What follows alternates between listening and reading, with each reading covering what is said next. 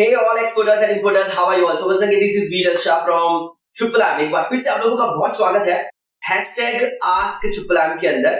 यहाँ पे हम लोग बातचीत करते हैं एक्सपोर्टर्स और इंपोर्टर्स की क्वेरीज और डाउट्स के बारे में जो कमेंट्स के अंदर आते हैं। उन सारे क्वेश्चंस के ऊपर हम लोग ट्राई करते हैं कि आपके पास वीडियो के माध्यम से सॉल्यूशंस लेकर आए ताकि आप अपने बिजनेस के अंदर आगे बढ़ पाओ, आपका एक्सपोर्ट बढ़े, हमारे देश का एक्सपोर्ट बढ़े और हमारे भारत के वो सुनहरे दिन हम लोग भारत के अंदर वापस ला पाए। So that is what is our try.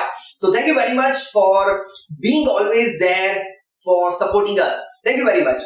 आज के क्वेश्चन की बात करें so that is from Hiresh Rathod. उन्होंने क्वेश्चन ऐसा पूछा हुआ है कि after custom clearance at ICD how many days it will take to reach the sea port, और मुझे बिल ऑफ लीडिंग कब मिलेगा या फिर मुझे कितना चार्जेस देना पड़ेगा under the THC terminal handling charges, मुझे ड्राई पोर्ट का भी देना पड़ेगा, सी पोर्ट का भी देना पड़ेगा। So how the process basically ये कैसे वर्कआउट करता है। तो आईसीडी जो होता है इनलैंड कंटेनर डेपो, इंडिया एक ऐसी कंट्री है जहां पे बहुत सारे लैंडलॉक स्टेट्स और सिटीज हैं जहां पे सी पोर्ट बनाना अवेलेबल नहीं या पॉसिबल नहीं है। So that's why government has वहां पे सेटअप किया हुआ है सारी चीजों को ड्राई पोर्ट के माध्यम से। उसको हम लोग इनलैंड कंटेनर डेपो बोलते हैं या फिर उसको ड्राई पोर्ट कहा जाता है।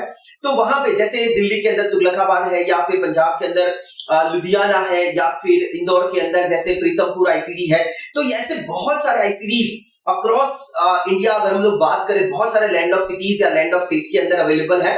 तो वहां से आप एक्सपोर्ट कर सकते हो। तो जब आप अपना कार्गो हैंड ओवर करते हो ऐसे ड्राई पोर्ट के अंदर, तो वहां पे सारी प्रोसीजर ड्राई पोर्ट और सी पोर्ट में कोई डिफरेंस नहीं है कि सिर्फ यहाँ पे वेसल आता है, यहाँ पे नहीं आता है।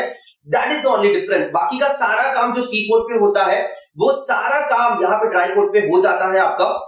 तो ड्राई पोर्ट के ऊपर आपका कस्टम क्लियरेंस हो जाता है और फिर जैसे कंटेनराइजेशन करना, मतलब आपके कार्गो को कंटेनर में स्टफ करना, ये भी सारी एक्टिविटीज वहां पे हो जाती है। टेम्पररी स्टोरेज हो जाता है। एक बार पोर्ट के ऊपर आपके कार्गो का सारा फॉर्मेलिटीज खत्म हो गया, अब उसके बाद वहां पे कस्टम का सील भी लग जाता है। उसके बाद उस कार्गो को रेल के माध्यम से या बाय रोड के माध्यम से, मोस्ट ऑफ अवर जितने भी हमारे सारे आईसीडीज हैं जो रेल के साथ कनेक्टेड है, जहां से उसको गुड्स ट्रेन के द्वारा उसको वहां पे सी पोर्ट पे लेके जाया जाता है और वहां से उसको सीधा एक्सपोर्ट करा जाता है। वहां पे वापस कस्टम क्लियरेंस नहीं होता है accept in the case of कि जहां पे आपका जो सील होता है, जो कस्टम सील है, या वो टेम्पर्ड है या ब्रोकन हो चुका है, या मतलब डाउट है, कस्टम को ये डाउट लगता है कि हाँ इसके अंदर कुछ गलती हुई है during the transportation from dry port to the sea port, तो ही वो लोग उसको वापस खोलते हैं या उसके अंदर क्वेरी जनरेट करते हैं और उसके बाद स्क्रूटिनी के दरमियान उसको वापस कस्टम क्लियर करा जाता है। सो ये एक केस के माध्यम से, ये केस के अंदर ही ऐसी चीजें होती है। बाकी अपार्ट फ्रॉम दैट सीधा आपका वहां से कस्टम क्लियरेंस होके यहाँ पे कस्टम क्लियरेंस हो गया है। अब पोर्ट के पहुंचने के बाद सीधा उसको वेसल के अंदर लोड करने का सिर्फ प्रोसीजर रह जाता है। यहाँ पे कितने दिन लगते हैं, दैट इज द क्वेश्चन, कि एक बार यहाँ पे कस्टम क्लियरेंस होने के बाद कितने दिन लगेंगे ड्राई पोर्ट से सी पोर्ट में पहुंचने के लिए। अब ये अलग अलग पोर्ट के ऊपर की, अलग अलग ड्राई पोर्ट के ऊपर की फ्रीक्वेंसी या द बिजनेस जनरेशन या कितना बिजी वो पोर्ट है उसके ऊपर डिपेंडेंट रहता है। जैसे अगर मैं प्रीतमपुर आईसीडी की बात करूं, वहां पे अगर आप अपना छोटा एलसीएल कार्गो है, लेस देन कंटेनर लोड अगर आपका कार्गो है, उसको वहां से निकलने में ही 10 दिन लग जाएंगे, बिकॉज उतना फ्रीक्वेंसी नहीं है, उतना बिजनेस उनके पास नहीं आ रहा है। लेकिन अगर एफसीएल है सो माइट बी पॉसिबल कि हर तीसरे चौथे दिन में वहां से कोई गुड्स ट्रेन निकल रही है and that will reach to the Mumbai port. So that is depends on the frequency और the business on the given dry port. जैसे Tughlakabad is one of the busiest dry port in country, वहां पे maximum business generate होता है, maximum वहां पे frequency रहती है, चाहे वो एलसीएल हो चाहे वो एफसीएल हो। तो वहां से हर रोज के कार्गो भी निकल सकते हैं। जैसे आपने जिस दिन उधर पहुंचाया उसके बाद कस्टम क्लियरेंस हो गया, 1 या 2 दिन में आपका सारा फॉर्मेलिटीज खत्म हो गया। Now with in a day और 2 आपका कार्गो सी पोर्ट पे पहुंच सकता है। सो that is depends on the different dry ports और वहां पे कितना फ्रीक्वेंसी उसके हिसाब से।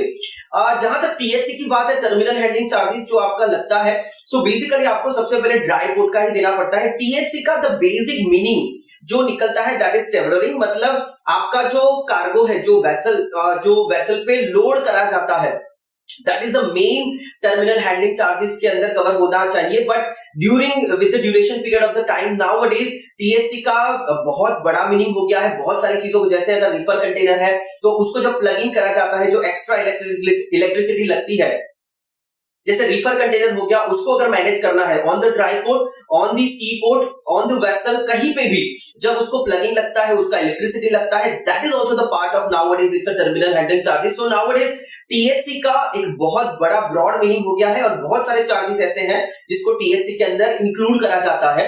सो यहाँ पे ड्राई पोर्ट पे भी आपको देना पड़ेगा and some part of which is going to be perform on the sea port, तो उसका भी आपको देना पड़ेगा। Not the fully terminal handling charges, अगर आपका कंटेनर है वो डायरेक्टली सी पोर्ट पे जाता है और वहां पे जितना चार्जेस लगता है उतना आपको नहीं लगेगा, बट डेफिनेटली थोड़ा बहुत आपको वहां पे भी लग सकता है, बिकॉज वहां पे आपका कार्गो जाएगा, उधर वहां पे लोडिंग करने के लिए आपका डॉक पे जाएगा और वहां से उसको लोड कर दिया जाएगा ऑन दी वेसल, तो वो जो चार्जेस लगता है that has to be paid. अब ये एक और चीज के ऊपर भी डिपेंड करता है कि आपको कितना टर्मिनल हैंडलिंग चार्जेस लगेगा, because that is depends on the incoterm. अगर आप इनकोटम में यहाँ पे आप उसको फ्री कर रहे हो ड्राई पोर्ट के ऊपर या फिर आप उसको एफओबी में डिलीवर कर रहे हो, तो फिर आपको काफी सारी चीजों के दरमियान देखना पड़ेगा कि वो जो चार्जेस हैं वो बायर्स के अकाउंट में जाएंगे या तो फिर सेलर्स के अकाउंट में जाएंगे as per the different इनकोटम, right. तो ये सारी चीजें हैं और ये जो फ्रेट फॉरवर्डर होता है सारी फॉर्मेलिटीज कंप्लीट करके आपको बिल ऑफ लेडिंग वहीं पे हैंड ओवर कर देगा। सो ये सारी चीजें हैं जो आपको ड्राई पोर्ट के दरमियान ध्यान में रखनी पड़ेगी, या इस तरीके से ये सारी चीजों को वर्कआउट होता है। सो होपफुली हिरेश जी आपको अपने क्वेश्चन का आंसर मिल गया होगा and accordingly you will be able to do your export consignment. और अगर और भी कुछ क्वेरी है just put up into the comments या फिर डायरेक्टली आप हमारे दिए हुए नंबर पे कॉल बैक करके हमारा जो भी सपोर्ट है वो भी आप डिमांड कर सकते हो, because during the execution that might be possible कि ये सारी चीजों को आप उतनी अच्छी तरीके से ना समझ पाओ, तो डायरेक्टली आप कम्युनिकेट कर लीजिए हमारे पास और सपोर्ट लेकर आप अपने कंसाइनमेंट को एग्जीक्यूट कर लीजिए and that will be a smooth and simple procedure for yourself. So thank you very much Hiresh ji for asking this wonderful question. Apart from this और भी कोई अगर क्वेरी है तो प्लीज कमेंट के अंदर डाल दीजिए, और बाकी के जो हमारे व्यूअर्स हैं पहली बार शायद अगर हमारे वीडियो पे आए हैं, हमारे चैनल के ऊपर आए हैं, so please subscribe and press the bell icon ताकि आपके पास नए नए कमेंट्स, नए नए डाउट्स और क्वेरीज के सॉल्यूशंस वीडियो के माध्यम से आपके पास पहुंचते रहेंगे। So thank you very much for being always there, for being our viewer, for being our subscriber and wish you very best of luck. आइए हम सब लोग मिलते हैं, आपका, हमारा और भारत का एक्सपोर्ट बढ़ाते हैं और भारत के सुनहरे दिन भारत में वापस लाते हैं। Thank you very much, wish you very best of luck. Thank you.